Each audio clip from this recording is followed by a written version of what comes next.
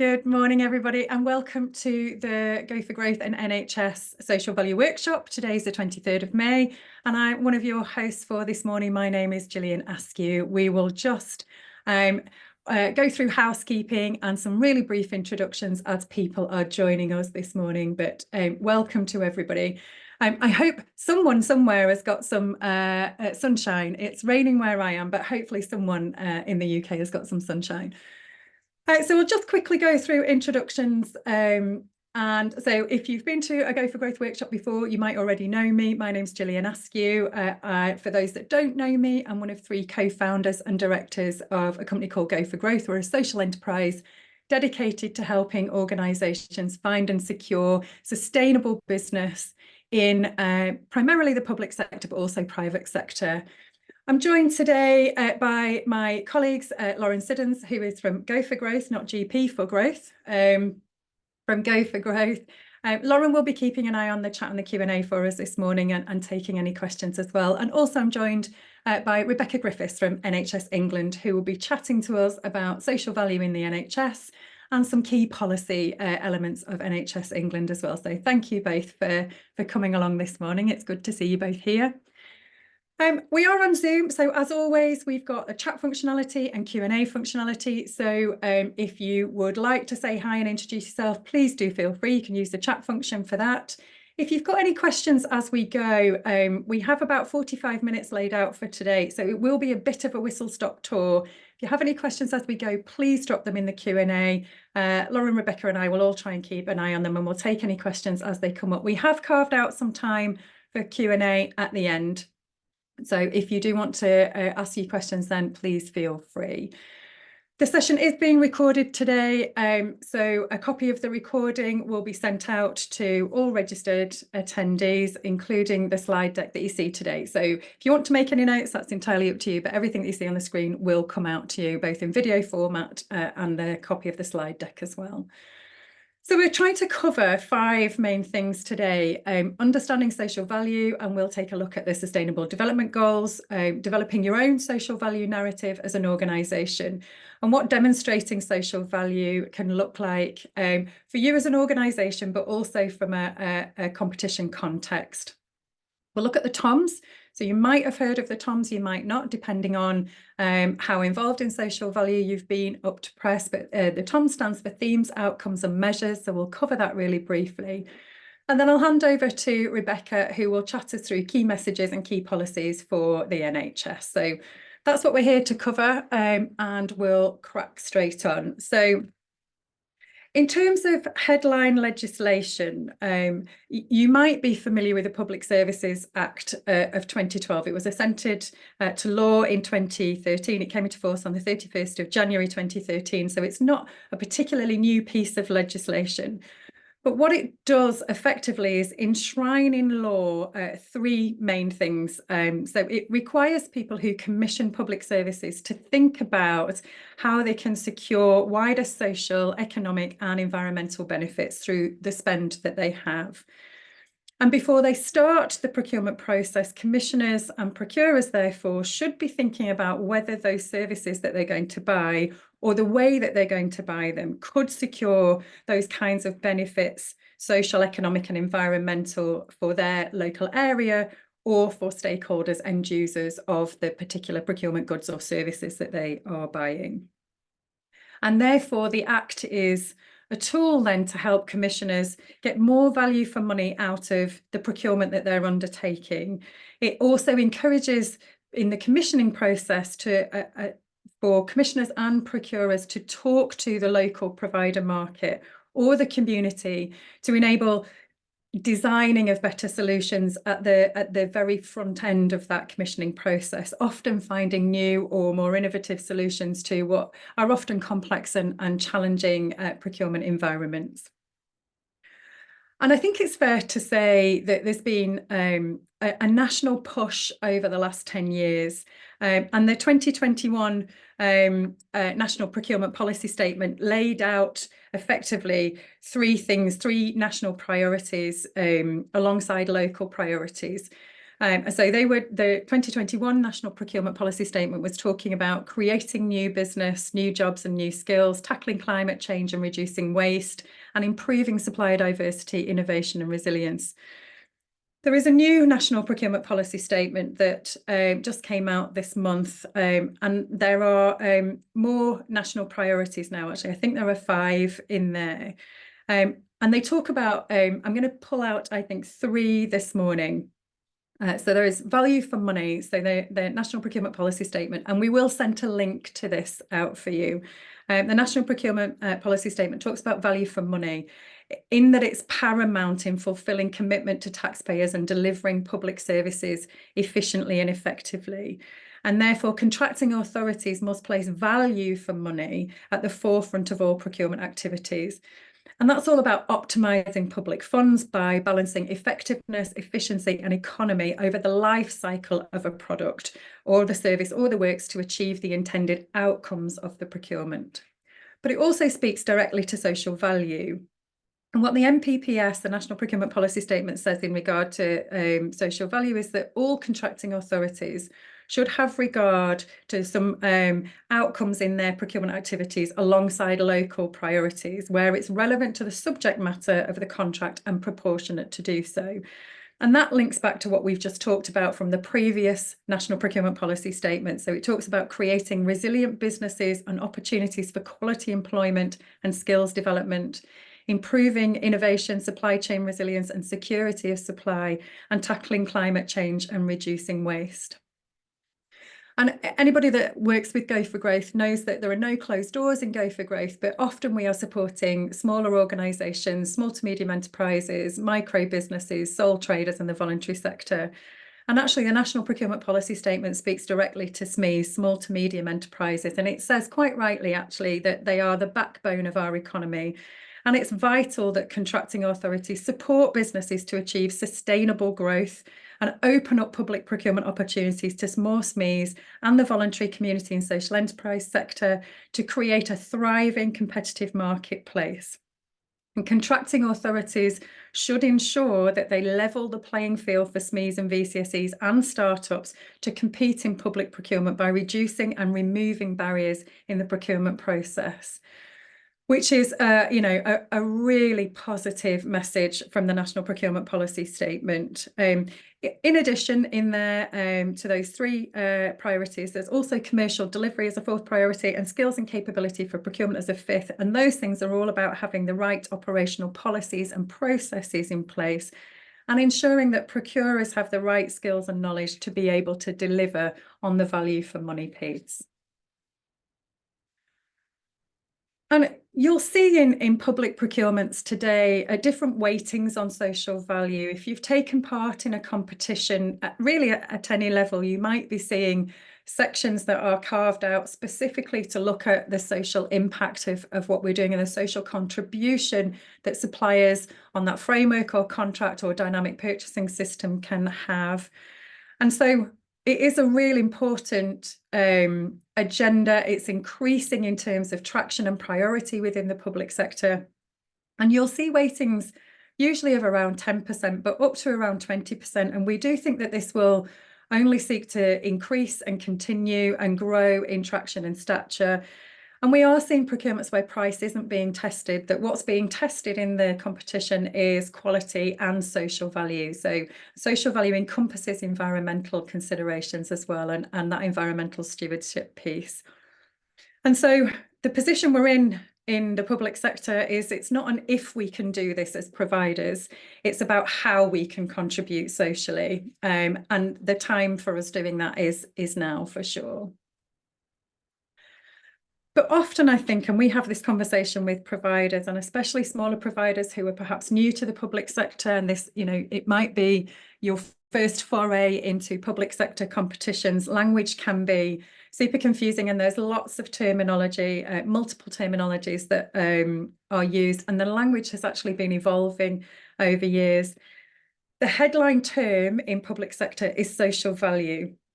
But effectively, everything that you see on the screen applies, and it's all part and parcel of social value. So Usually in public sector, a public sector organisation will generally be an anchor institution, and that means that they're rooted in place, and so they have a civic responsibility to support the local economy. Things like circular economy, circularity actions, they're becoming more and more common in our quest to be more sustainable and use our planetary resources better. So thinking about moving on from recycling into reuse, thinking differently about asset ownership, for example. So we're seeing lots of digital tech companies leasing remanufactured IT instead of buying new IT every time that they need to. And of course, acting responsibly and ethically is paramount. And so ultimately, all these variations that we see on the screen are all the same theme and underpinned under this sort of umbrella terminology in the public sector of social value. And I don't know if everyone is familiar with the United Nations Sustainable Development Goals. There are a set of 17 goals that basically call for urgent action across both the developing world, but the developed world as well. What you might not see in tender documentation is overt reference to the Sustainable Development Goals, but our government plus all members of the United Nations have signed up to the Sustainable Development Goals. But even if you don't see them overtly, what you're likely to see is some alignments. Even if it's not in the foreground, you'll see that alignment in the background. So, for example, in a recent tender that we did some tender ready training for the contracting authority, which was a local authority in West Yorkshire, they were focusing on their anti-poverty strategy, and they provided 4 goals, and we're asking bidders to choose 2 of those goals that would align throughout their contract. And that aligns to goal number 1 in the Sustainable Development Goals of no poverty. And so actually, as a provider, whilst there are 17 goals, we would not say to everybody that you should have some form of alignment to all 17 goals. The SDGs, the Sustainable Development Goals, can be a really useful tool actually for thinking about what your social value lens is as a business, and we'll talk a little bit more about it. And we have got a tool that you can use if you want to help you map what your social value narrative could be or is to the UN Sustainable Development Goals. And it becomes actually more important, the SDGs, when we think about the social value model. Now, the social value model is a big model. We'll send a link in the slide deck over to the social value model. It can be a useful tool actually in if you're a provider to the public sector, for you to have a look at. What it lays out for the buyer, the procurement team, is what the themes are in the social value model. So what are we trying to achieve? But it also lays out model assessment criteria. So it is there as guidance for the procurement and commissioning teams of how they might want to test social value.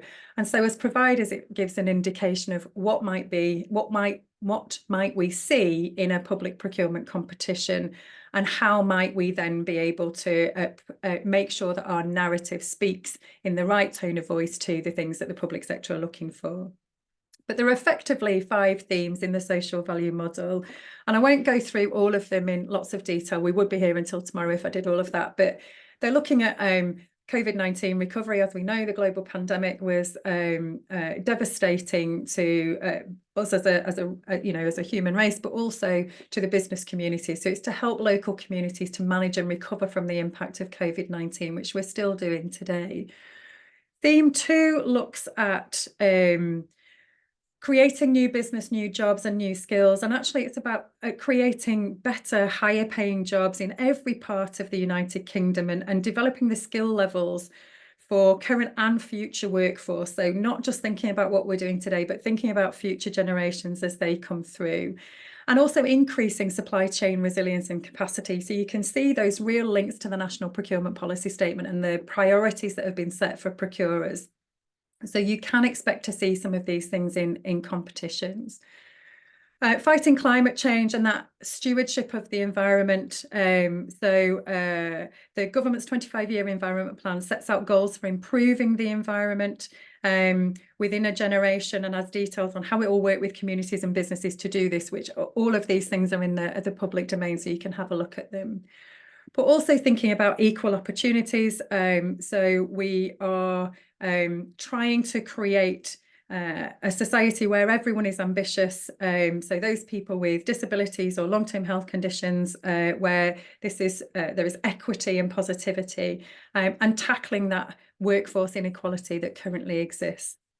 And then theme 5 is around well-being. So the government's partnered with Mind, the mental health charity, and creation of Mental Health at Work website. There's lots of guidance, documents, tips, videos on there if anybody wants to have a look. But it's effectively about helping people to be able to thrive, connect with each other, and give back to their communities, and to improve health and well-being in all of our communities across the country. So if we think about what we've talked about a little bit already about the Sustainable Development Goals, for example, developing your social contribution. For us, there are 4 key things that you would have in your mind. So consider what your business does and the social contribution that your business can have. So there's 2 parts to that. And it becomes important to split them out a little bit when you think about the context of bidding, actually. But initially, if we think about what your business does as a core business, and actually if you're in social care, for example, or health, the very nature of your business might be very socially impactful. But when you're thinking about your social contribution, you will also think about not just what your core business does, but what are the values that are important to you, and what other social contribution can you make through your business that doesn't necessarily sit in with your core business dealings and services and goods, etc., to start with. Our view is try and keep it simple if you can, and you want your whole business, no matter how big that is, to understand what your social values are and how you're impacting those things. And they should therefore align to the things that are important to your business. And proportionality is crucial. So we talk about proportionality in the public sector a lot. Whatever you decide that your social value contribution is going to look like, it must be deliverable and therefore affordable for your business. But if we think about the SDGs again, and we'll show you the mapping tool in a second, goal number 1, for example, is around no poverty. I don't know if people know any statistics around poverty, but in 2022, 14.5 million people live in relative poverty in the UK. That's 1 in 5 of the population. Relative poverty is low income, and that's calculated as a household income less than 60% of the median household income. At that point in 2022, the median income was 31,400, so 60% of that was 18,840, which would be an hourly rate then of £9.66 for a 37-hour week. And that was less than the minimum wage of £10.42 for over 23s from April 2023. So we might think about in goal number 1, for example, what can we do to contribute against avoiding our own team members being in relative poverty? And of course, you can think about what paying a fair wage, or if you're in London, the London Living Wage, or the Joseph Rowntree Living Wage Foundation. You can think about how you pay and what you pay. You can reduce reliance on seasonal contracts, for example. You can eradicate the use of 0 hours contracts. You can explore what you can do around pay and conditions for work. And we can think about the impact of that. So the why of that, why would we do that? By increasing the pay for workers, we do very fundamentally and very tangibly help shift families out of relative poverty, and we do therefore lift those standards of living. And there is evidence to show that if we've got a better standard of living, actually our health is likely, not in all cases, but it's likely to be better. So it plays into other parts of the social value themes. But also we would be, as providers, thinking about what do we need from our customers to enable us to think in this way and to act in this way and to create that social value contribution. So we talk to buyers and commissioners about taking into account if there are additional costs. So if you, as a commissioner, stipulate that living wage must be paid. What does that mean? How does that get passed through the supply chain? Buyers need to commit to paying a fair price rather than a fastest race to the bottom on pricing. And also buyers need to commit to prompt payment to make sure that cash flow works as it should right throughout the supply chain, actually. And that sort of brings us back to the point that social value as an entity really helps reinforce the notion that public procurement shouldn't be a fastest race to the bottom on price, but more rounded in terms of value for money. What else might we be able to do? In goal 4, quality education, we can think about continued professional development for our team. Are we putting forward educational opportunities for our colleagues? Do we operate apprenticeships? But actually, if you're a really small business, some of those things might be quite difficult, but you might be thinking about how you support schools. So you might be taking part in careers days, you might offer work experience, for example, and depending on your organisation, you might go as far as offering placements or graduate spaces, etc. And if we think about goal 16, which is peace and justice, I don't know if anyone here is turning over greater than 36 million, but if you are, then modern slavery would apply to you. If you're not, then it wouldn't apply to you in terms of a public procurement competition. But even if you're not turning over 36 million, that doesn't mean that we shouldn't all be thinking about modern slavery and doing our bit to ensure that the things we buy as businesses can't include trade or geographies where people, including children, could be enslaved, and making sure that we are doing everything that we can to remove modern slavery from our supply chains. How am I doing for time? Okay, I'm nearly there. This is a mapping tool that we've used in Go for Growth, actually. So we have done this ourselves to sit down and think about the contribution that we think we can make as a business. We're very aligned to Goal 8, decent work and economic growth. And that's our core business, actually helping businesses to find and secure sustainable growth. But outside of that, we can think about other goals as well that fit with the values of people in our organisation, as well as what we do as a core business. And so we use this mapping tool to help us figure out which goals we want to align to. So goal number 1, it's got some information in there, the things that we can do as a business and how that might help. So all the things that we just talked about. And we've gone through all 17 goals and aligned with 3 or 4 that make the most sense to what's important to us as a business, and also what our core business is trying to deliver. So we understand both of those types of context now. And we're happy to share this mapping tool if anybody would like it. So if you want to drop in the chat, if you would like a copy of this, it's just an Excel spreadsheet. It has all 17 goals, and you just fill out the ones that you want to map to. Please do let us know in the chat and we'll get that sent over with the slides as well. And then in terms of demonstrating social value, how might you do that? There's lots of different ways. I mean, it really is an unending list of things that you can do. So what we've picked out are some of the most notable areas that you might think about. So you might think about volunteering in local community projects that are important to you and match your business values and are important to your local community. You might offer placements to students working towards T-level type qualifications. You might support young people and underrepresented groups into work. So what you might give is CV building advice and guidance. You might do careers guidance in your particular area. You might run careers days or attend careers days on behalf of your business, etc., etc.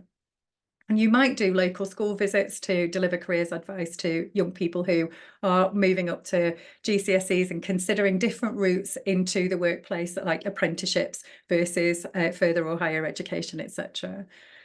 Working yourself as businesses with local contractors, local smaller organisations and the voluntary sector is really important. It's a big agenda for the public sector. So what are we doing as businesses to buy local?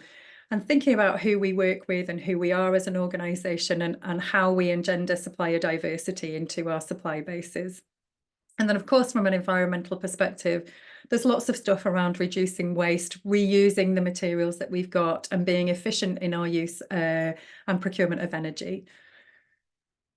And then before I hand over to Rebecca, I've literally got one slide on the TOMs. You might have heard about the TOMs. There are organisations in the public sector that use the TOMs through a particular portal or use them as their measurement. But effectively, the aim of the TOMs was to provide a minimum reporting standard for measuring social value. You won't always see the TOMs in every procurement competition, but effectively they're designed around three things: themes, outcomes, and measures. So the overarching strategic themes that the organisation that's commissioning the procurement is looking to pursue, the objectives or goals that that organisation is looking to achieve that will contribute to that particular theme, and then the measures that can be used, whether those outcomes have been achieved or not. And they are pretty prescriptive in terms of how you need to answer them. We could run a whole workshop just on TOMs. And so if anybody would like any further advice and guidance on the TOMs themselves, our contact details will be on the slide deck for Lauren and myself. So please give us a shout and we can put some extra one-to-one or coaching sessions in, or even an extra session on the TOMs themselves. So if you want to know more about that, please feel free to drop us a note. And that's it. Before I hand over to my colleague Rebecca, I'll just double check. Lauren, have we got anything in the chat and the Q&A that needs answering at the minute? No, not at the minute. Cool. All right. I'll stop sharing, Rebecca, if you want to hop on with your Thanks slides. very much, Jill. Hopefully this will work. Let me just, hopefully this is the right screen. Yes, you can just see the presentation. I just want to double check.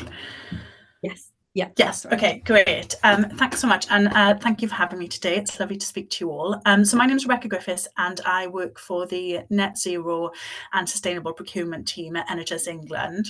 We're a national policy team, and I guess for context of where we sit, and this will kind of explain how kind of some of our policies come together in terms of net zero and social value. We are part funded and sit in the commercial directorate at NHS England under the Chief Commercial Officer Jackie Rock, but then we are also part funded by the Greener NHS programme, which really kind of directs how we are trying to, I guess, ensure that the NHS gets to net zero.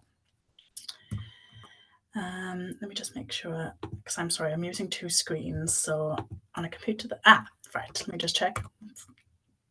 Oh, okay, sorry everyone. So this is a kind of one of our very kind of popular main graphics that we use when we're talking about the supply chain and suppliers in the context of net zero and social value. I will say that actually the NHS as a whole is actually much newer to adopting social value than, so like, for example, Jill talked about how the Act came out in 2012 and we didn't launch our NHS guidance until April 2022, which is 10 years after that original Act came out. And I think that that's something for, I guess, suppliers, providers to be mindful of, is that actually we are, as a broader organisation, are much newer to this. And I think that sometimes comes across in the way that questions are asked, or maybe the way that questions are evaluated. And my team is, I guess, trying to support the wider system to kind of upscale and develop and, you know, improve our maturity in terms of how we are applying social value in the NHS. I just thought it would be worth just kind of noting how this sort of aligns a little bit more to our net zero targets, because fighting climate change is one of the key social value model themes, and it's really important. So from a procurement perspective, fighting climate change must be included in all procurements. So either by featuring in the core specification for the core contract deliverables, or as an additional offer in the social value offers and questions. So fighting climate change, net zero must feature in the contract and the tender some way. And that's because I think we've got something like 66% of the NHS's emissions sit in the supply chain. We have, I guess, the public figure is we have around 80,000 suppliers globally, huge supply chains in some contexts, but also lots of SMEs, micro SMEs, independent sole traders working with us too. And so that's, I guess, why we've got such a huge footprint. We are only, I guess, responsible for, I guess, some of those emissions missions, and I guess the work that we're doing today, for example, by speaking to you, is about working with our suppliers to bring them on a journey to kind of look at their emissions down the supply chain, and also look at, I guess, their broader social value offers, so that we can kind of reach net zero together. But I know you're going to cover more about carbon in another session. I just wanted to show you that it does kind of link up. So what does social value mean to the NHS? So this is kind of maybe a bit more of an aspirational sort of explanation of how it is applied specifically to the NHS. So from a kind of thinking about a buying perspective, so if we've got any buyers or commissioners on the call that are relevant to healthcare, so it's really giving you that unique opportunity to improve patient lives and the communities they live in through how we buy and the way that we manage our contracts.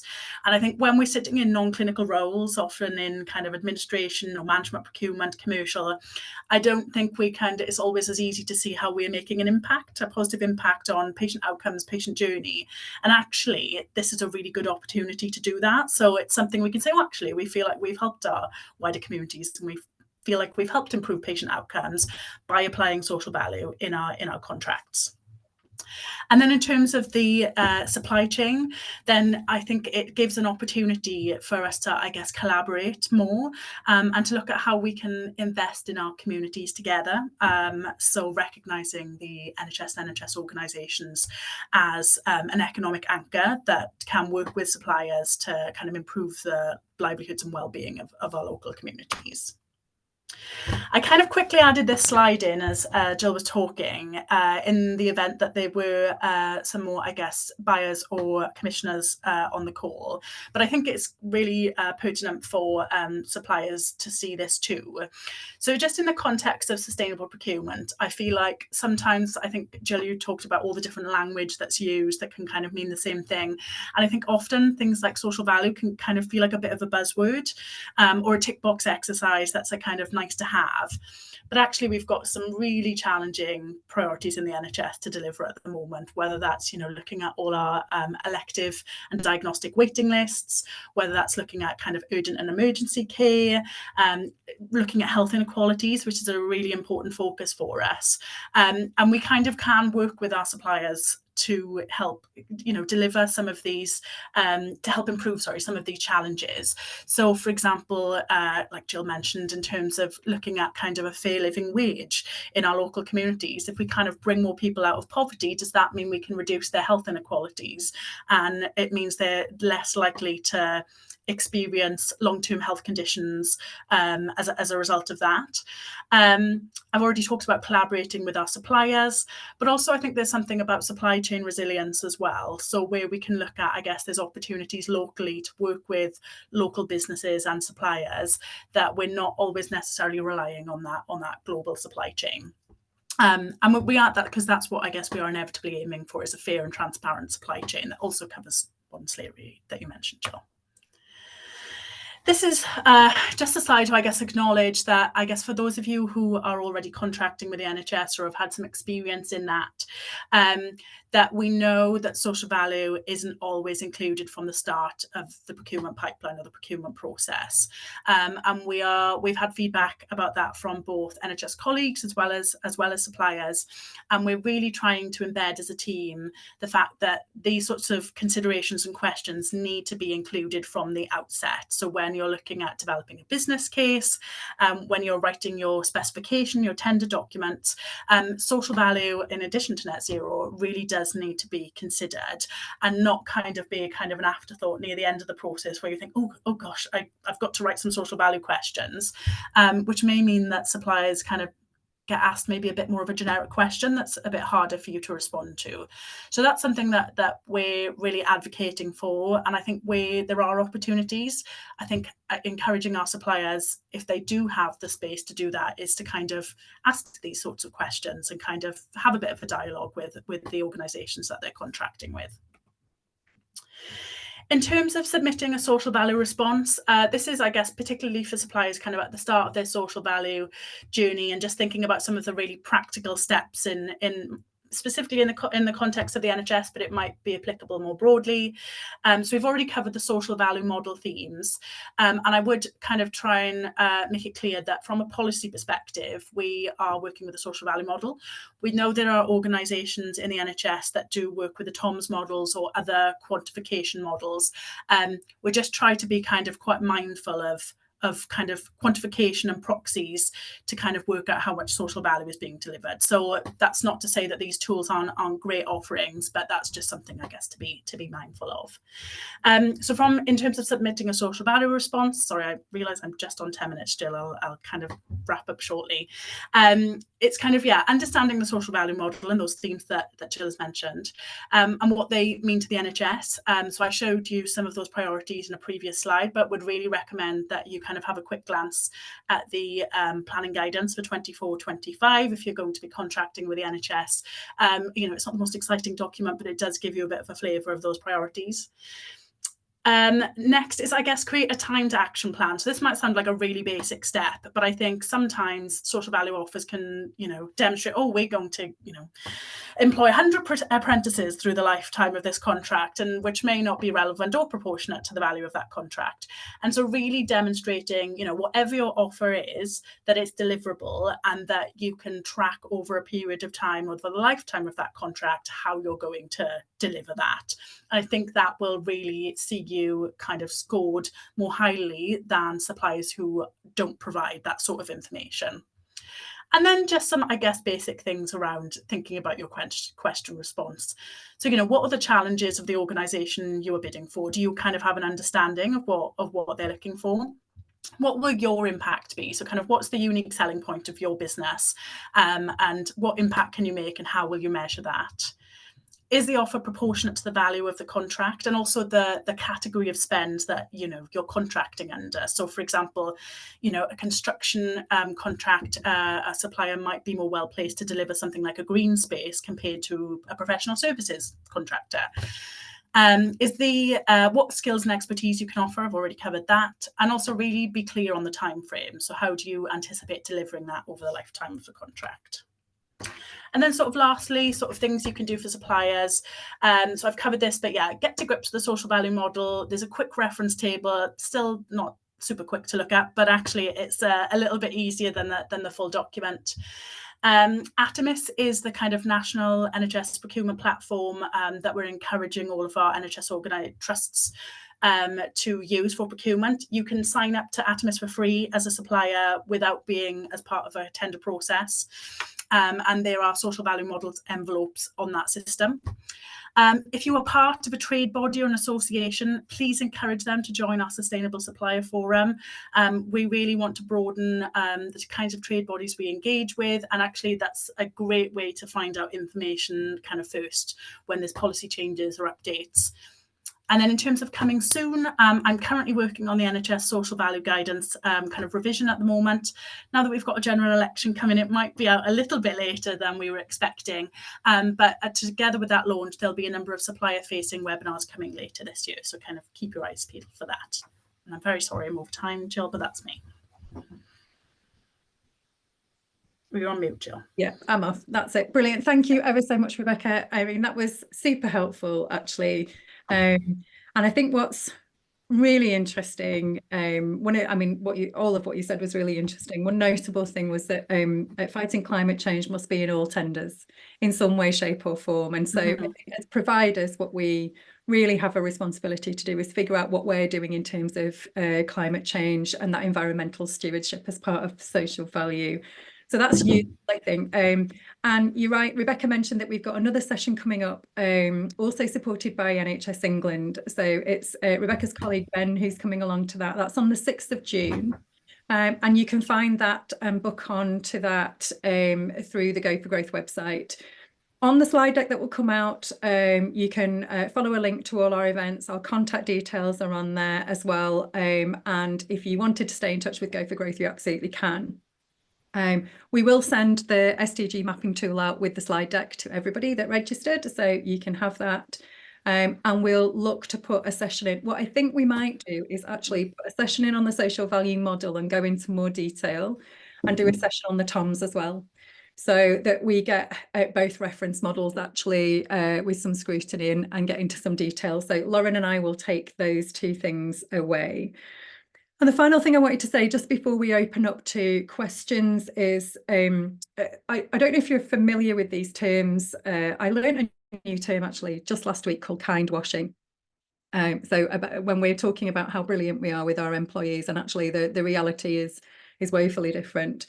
Greenwashing is a similar thing, but around our environmental and social contribution. So we talk up what we can deliver, and it really speaks to Rebecca's point around we must be able to deliver what we say we can deliver. So therefore, it has to be proportionate, relevant, and relative to what we're doing. It's so important that it speaks of who we are as an organisation and our values. The Procurement Act 2023 is really tightening up contract management, and so it will be much. There'll be more scrutiny on actually the delivery of those claims that we make that enable us to win those opportunities in the future. So there'll be much more scrutiny on contract management, much more measurement in terms of, so if you say we're going to employ 100 apprentices over the life of this contract, you will be measured against delivering 100 apprentices over the life of that contract. And so that's not to try and catch anyone out, but it is to make sure that the social contribution as well as the economic contribution that contracts make actually is delivered, as opposed to it just being a paper exercise in a competition process. We there's such talent in the marketplace with such amazing things to offer. We want to make sure that they come through to fulfillment. And so procurement as a process and contract management as a process is a way of doing that. So I think that's useful actually for us as providers. I don't think it's something that we should be upset or scared about. I think that's actually a real positive for us as providers. So I'll stop talking now. Lauren, is there anything in the Q&A that we need to bring up, or we'll open up to the floor for questions? If anyone's got any burning questions that they want to put in the Q&A or in the chat, they can. Is there anything there, Loz, at the minute? No, there's nothing there at the minute, but what I will add as well is if you do have any questions that you don't think of straight away, when I send the follow-up email, if you do have any questions that have come to you in later time, you can just send a question via email and we'll get an answer back to you as soon as we can. Cool, brilliant, good point. Thank you, Lauren. I will say as well, just while people are thinking about if they've got any questions, the social value contribution elements of procurements will kick in at different values. So some authorities will be seeking social contribution if the total contract value is higher than 100,000, for example, and they might not seek social contribution overtly in the competition process if it's under 100,000. That could be 50,000, that could be, over threshold where Rebecca was talking about, where it's regulated as part of the, the procurement process, the Procurement Act 23. You're almost certainly going to see social contribution in anything over the threshold. The current threshold is 214,906, I think it is, including VAT, 900 and something. So if you are bidding for opportunities above that value, you'll almost certainly be coming across environmental stewardship, climate change, social value, that kind of thing. Under the threshold, if you want to know what your potential client is doing, you would need to have a look at their website, and their contract procedure rules will tell you what the process is and when things like social value will kick in. Almost everyone will have a social value policy. Sorry, Rebecca. No, I was just going to add to that the minimum of 10% weighting, it kind of should be applied to kind of all new procurements within the NHS. We do know that there's lots of variation on that, because obviously when you're considering value, that can also be relative. So if you're thinking about, I don't know, spending £1 million on pens, that's actually a really large contract for pens. But if you're spending £1 million in construction, that's actually not very much at all by comparison. And so the kinds of social value expectations and offers will vary depending on the kind of contract and kind of what the value of that is considered as. Yeah, no, you're absolutely right. The context is so important, isn't it? Not just the number. You're absolutely right. Really good point. Thank you. Lauren, I can see you've got your hand up. Yeah, a question did just come in from Kelly, just asking whether there are any particular software or systems that could be recommended to help through the process. I mean, there are different systems that are out there. So there's a local calculator called LM3 that you can use. There's a social profit calculator. There's a social value portal, social value engine.